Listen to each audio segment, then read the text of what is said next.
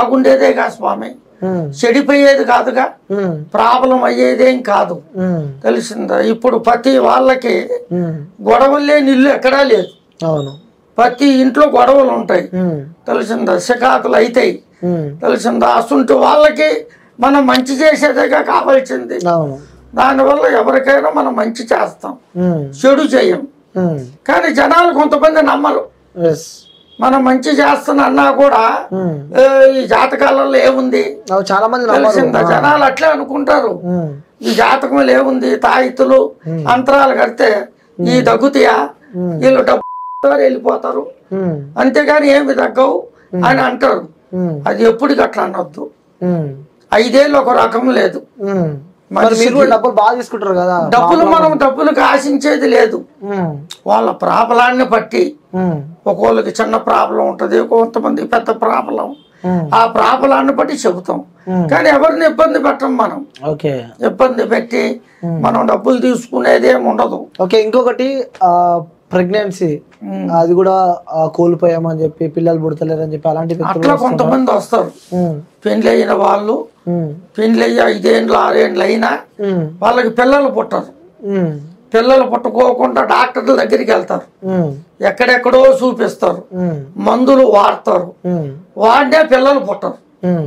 పుట్టకపోయినా వాళ్ళు ఎంతో బాధల్లో ఉంటారు, టెన్షన్లో ఉంటారు. ఒకళ్ళు మా యాడ్ చూసి వస్తారు, మా దగ్గరికి వచ్చి, స్వామి గురువు గారు శివరామరాజు నమస్కారం, మరి మాకు పెండ్లి అయ్యి 5 ఏళ్ళు 6 ఏళ్ళు అయ్యింది, మాకు పిల్లలు పుడతాం లేదండి అని అడుగుతారు. వాళ్ళు అడిగినప్పుడు మేము పూజలో చూస్తాం, వాళ్ళ పేర్లు గవ్వలేస్తాం, పంచాంగం వేసి మరి వాళ్ళ పేరులో ఏముందా అని ఆ పంచాంగంలో తెలిసిపోతుంది. పుడతారా లేదా అనేది, పిల్లలు పుట్టేది ఉందా లేదా.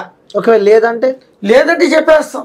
మీరు చేయరా పుడతాట ఏమన్నా, మళ్ళీ పుట్టే అది ఉండదు, అట్లా జరగదు. అది వాళ్ళకి రేఖలు ఉంటాయి, ఆ రేఖలు చూసి పిల్లలు యోగం ఉందా లేదా.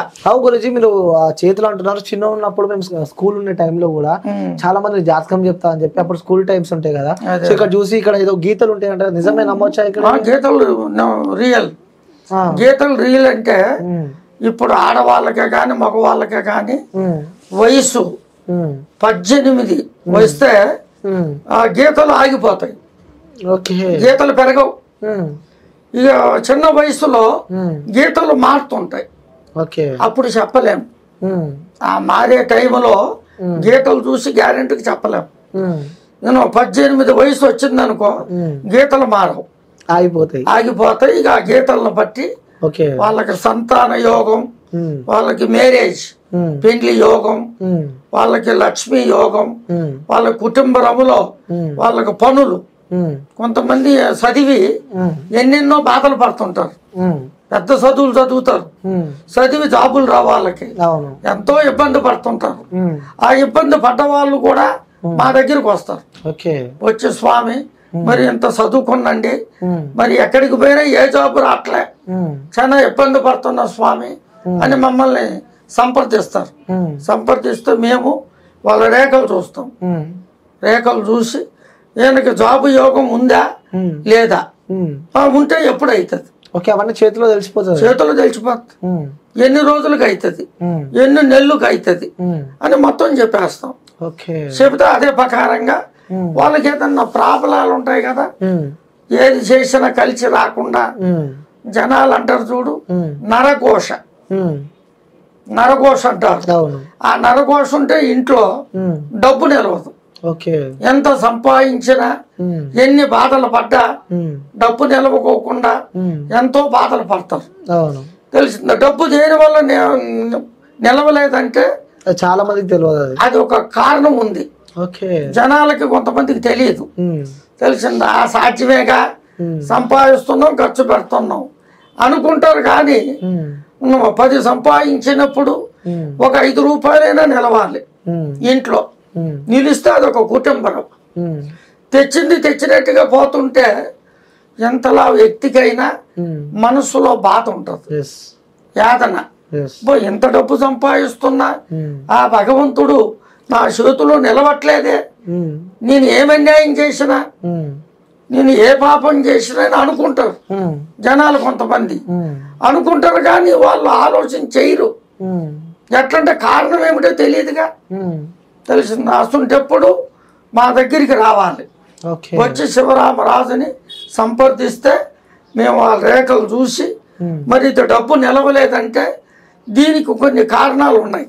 అవి చెప్పేస్తాం వాళ్ళ ముఖం చూసి. తెలిసిందా? డబ్బు దేని వల్ల నిలవట్లేదంటే నరఘోష.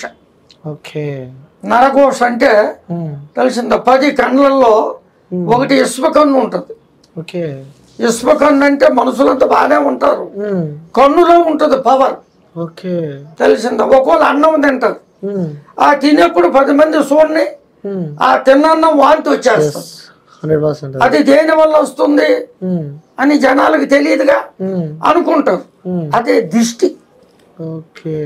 తెలిసిందా? నరఘోష అంటే అదే. ఒకరు 4 అంతస్తులు ఇల్లు కడతాడు, ఆ ఇంటికి దిష్టి బొమ్మ ఎందుకు పెడతారు? అవును, దిష్టి తగులుతుందనేగా ఇంటికి పెట్టేది బొమ్మ. అట్లా కొంతమంది పెడతారు బొమ్మలు. తెలిసిందా? ఇదే అట్లా పెడితే అది అందాస్తుకే మామూలుగా దానికి చెయ్యాలి. ఆ నరఘోష అది ఎట్లా పోతుందా? మరి కన్ను పడకూడదు కదా, కన్ను పడతాడు పైకి రాలేడు. ఆ నరఘోషకి ఏం చేయాలంటే దానికి మేము సూచి చెబుతాం. సూచి చెప్పి దానికి ఏమి చేయాలా, దానికి అంతరాలు ఇయ్యాలా, తాయితలు ఇయ్యాలా, మరి పూజలు ఉంటాయి. వాళ్ళ పేర్లు, వాళ్ళ డేట్ ఆఫ్ బర్త్లు తీసుకొని, వాళ్ళ ఫోటోలు తీసుకొని పూజలలో పెట్టి అంజని వేసి కట్టు కట్టేస్తాం.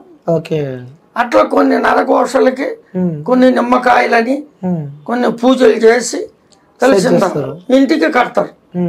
గుమ్మానికి కడితే ఆ నరఘోష తగలదు.